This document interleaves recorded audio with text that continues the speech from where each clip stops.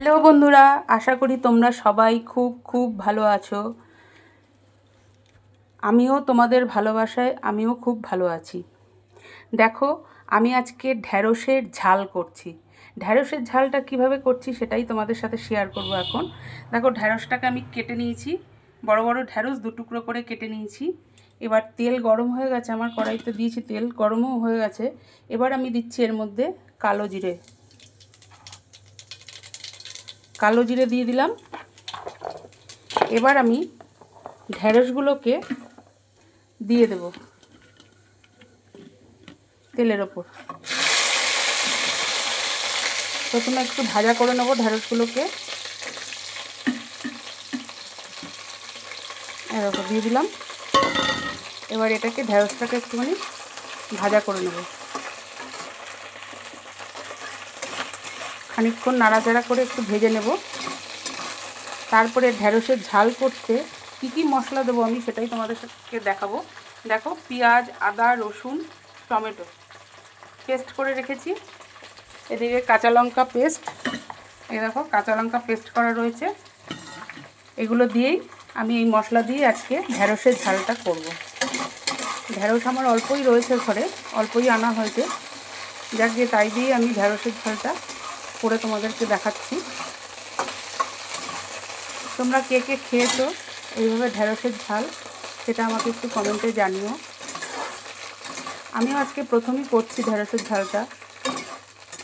মনে মনে ভাবলাম যে সর্ষে পোস্ত দিয়ে ঢ্যাঁড়স খাওয়া হয়েছে, আজকে একটু আদা পেঁয়াজ রসুন পেস্ট করা আছে যখন, তাহলে ওটা দিয়েই আমি আজকে মশলাটা দিয়ে আজকে ঢ্যাঁড়সের ঝালটা করি আর বন্ধুদের সাথে শেয়ার করি। তার জন্য চলে আসলাম ঢ্যাঁড়সের ঝাল করতে আর তোমাদের সাথে শেয়ার করতে। এবার দেখো, খানিকক্ষণ আমার ভাজা হয়ে গেছে। এবার এর মধ্যে আমি একটু দিয়ে দেবো নুন দিয়ে দেবো পরিমাণ মতো।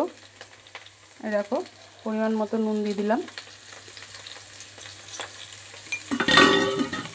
আচ্ছা, এবার দেব হলুদ, পরিমাণ মতো হলুদ দিয়ে দিলাম।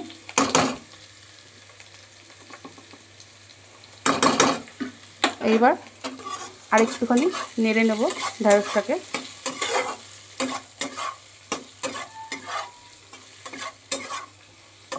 আচ্ছা, এবার দিয়ে দেবো মশলা। এই যে পেঁয়াজ আদা রসুন টমেটো পেস্ট দিয়ে দিলাম। এবার দেব কাঁচা লঙ্কা পেস্ট। ব্যাস, হয়ে গেছে দেওয়া।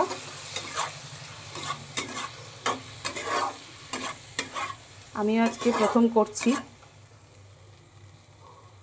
খেতে তো খুবই ভালো হবে।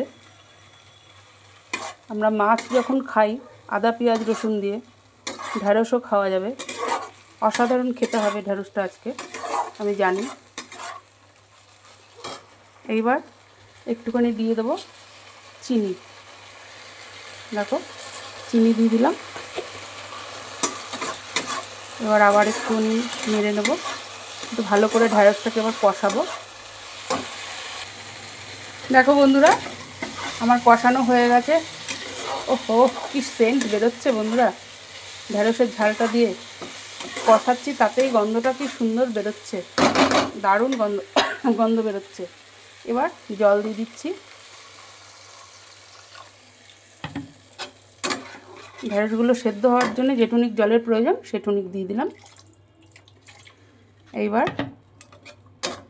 মাখা মাখা করে একদম নামাবো ঢ্যাঁড়সটাকে। এবার আমি কড়াইটা ঢেকে দেবো। ঢেকে দিলাম। ফুটে উঠলে তারপরে ঢাকাটা নামিয়ে একদম মাখা মাখা করে গ্যাসটা অফ করে দেবো। দেখো বন্ধুরা, কড়াইয়ের ঢাকনাটা আমি নামিয়ে দিয়েছি। আর কি ভালো হয়েছে, একটুখানি চেখে খেয়ে দেখলাম ঝোলটা, তাতেই বোঝা গেল যে রান্নাটা খুব ভালো হয়েছে। তোমরা এভাবে করে খেয়ে দেখতে পারো, আশা করি তোমাদেরও খুব ভালো লাগবে। জলটা আরেকটু শুকাবে, মানে ঝোলটা আরেকটু শুকাবে তোমার, এখনও দেরি আছে নামানোর। আর একটু ঝোলটা শুকাক, এর মধ্যে একটুখানি ধনেপাতা কুচি দেবো। দেখো বন্ধুরা, ঝোল আমার শুকিয়ে এসছে। এই দেখো ধনেপাতা দিয়ে দিলাম। তা তোমাদের কেমন লাগলো আমার আজকে ঢ্যাঁড়সের ঝালটা একটু কিন্তু অবশ্যই কমেন্টে জানাবে। ঠিক আছে বন্ধুরা? আর ভিডিওটা স্কিপ না করে পুরোটা দেখার অনুরোধ রইল। কাল আবার আরেকটা অন্য কোনো ভিডিও নিয়ে বা নতুন কোনো ভিডিও নিয়ে আবারও ফিরে আসব। আজ তাহলে রাখি। তোমরা সবাই সুস্থ থেকো, ভালো থেকো, সাবধানে থেকো। আর তোমরা কে কী রান্না করেছো সেটা একটু কমেন্টে জানিও। কে কোথা থেকে আমার ভিডিওটা দেখছো সেটা একটু কমেন্টে জানিও। দেখো হয়ে গেছে, গ্যাসটা অফ করে দিলাম। আজকের মতো বাই।